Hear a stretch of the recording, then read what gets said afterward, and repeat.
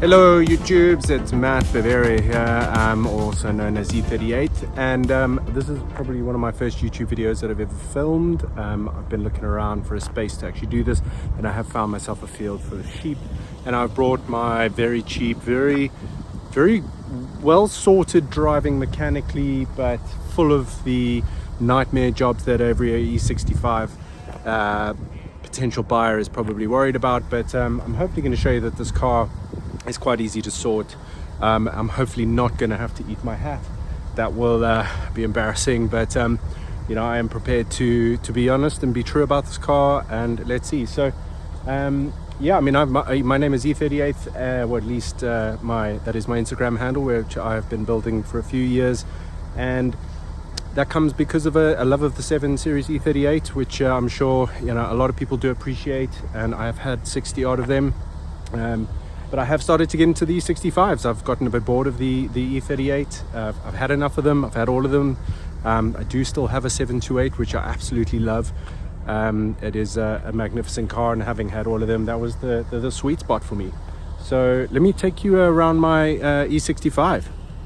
I am going to potentially keep pausing and restarting just to stop myself from getting run over, and as I overcome my fear of being spotted filming myself, I'd rather publish it to the world with no one having actually seen me do it than be caught in the act.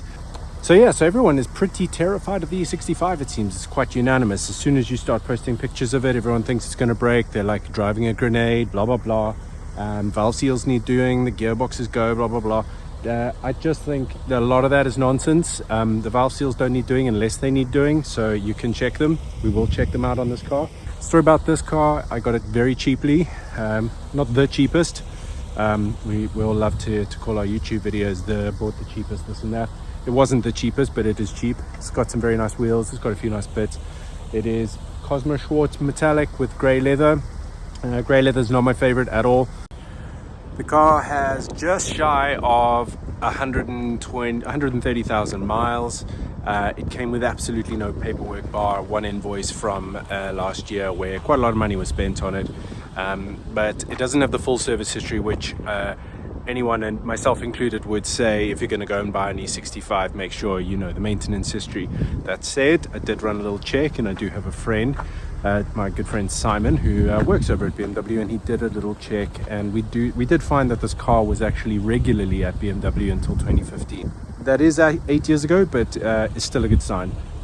So recent work done, and I mean, mechanically, the way it brakes, the way it drives, as you'll see in a moment, it really does speak to a car that has been looked after. So buy with your eyes. You don't have to take the service history and the maintenance history is not the be all and end all. That way you can still get a bargain. So, but of course, walking around this car, as I will show you, it does have its foibles. It's got very nice alloys with good tires, but some of the alloys are curved. There is a dent on the near side. The headlights are very misty, as you can probably see. The paintwork needs a polish, and there are various things that are not working inside, such as the Logic 7. And while we do have sound, because everything's been bypassed, the Logic 7 is not actually working, so it doesn't have that tremendous sound system which you would expect from one of these. So let's take a look inside the car before we get going, and let me show you around. So it's got the original mats, everything's looking good.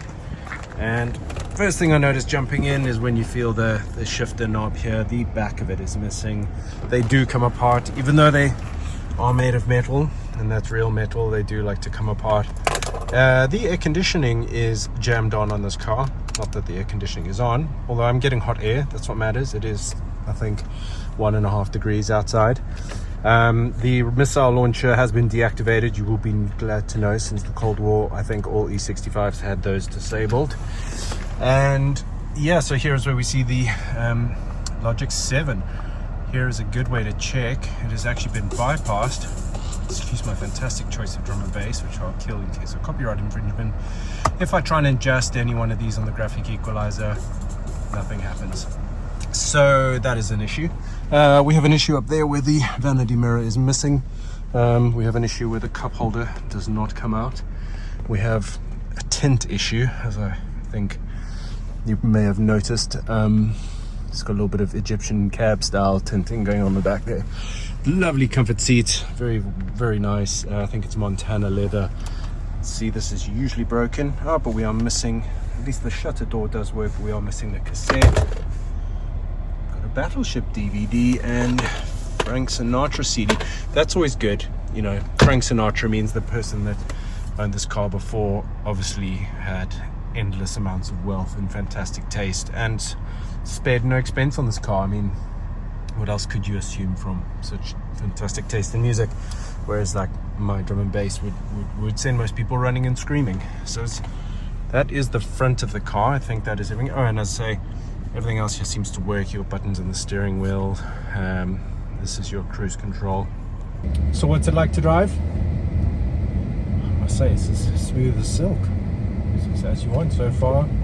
Gear changes are perfect. It's going around corners, a sort of windy little bit here, some bumps on the road, no knocks, no bangs. Holds beautifully. Not sure if you can quite hear the exhaust notes on here, but arguably the E65's V8 is on the quiet side. It's something I do love, and any E38 740 or V8 owner will tell you. They just have a magic gargle, you know. It's kind of like, you know, you need these things to make up for the fact you're not getting the MPGs. You need the sound. In fact, I recently had a Jaguar XJ8 which had a 3.6 V8, and they absolutely nailed it. Start the engine up and it was purring. It was literally lying on its back. It was crooning its neck back, waiting for it to tickle its tummy. It was a hell of a cat. Whereas this, you know, it's reassuring. You know, there's ample power, it's all good. There's certainly no room to complain. So I'm flying over some speed bumps here, and it does feel good. It does feel good. There's no knocks. Brakes are good. Supposedly the one bit of paperwork that did come with my very cheap E65 is for a brake overhaul and a new oil sump and bits and bobs. So yeah, I mean, you'd want it to feel good.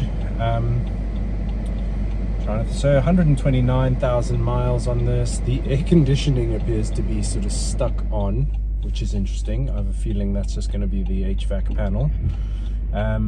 And there's going to be a few things to do on this car. I will show. Well, I'm sure I've showed you some of the things to do. But yeah, so far so good. I definitely don't think there's anything to be worried about. Oh, as promised, just before I get in the car, I'm going to give so we've been idling for a good few minutes here while I've been filming, and I'm going to give the accelerator once this car goes past. A couple of blips to see whether we do get any white clouds. I think there has to be a caveat with this, that it is very cold outside today and a bit damp in the air, so it isn't the best time to check, but I think we'll get a flavor. Let's go.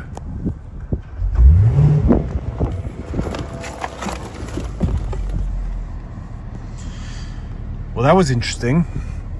The car jumped into gear from park,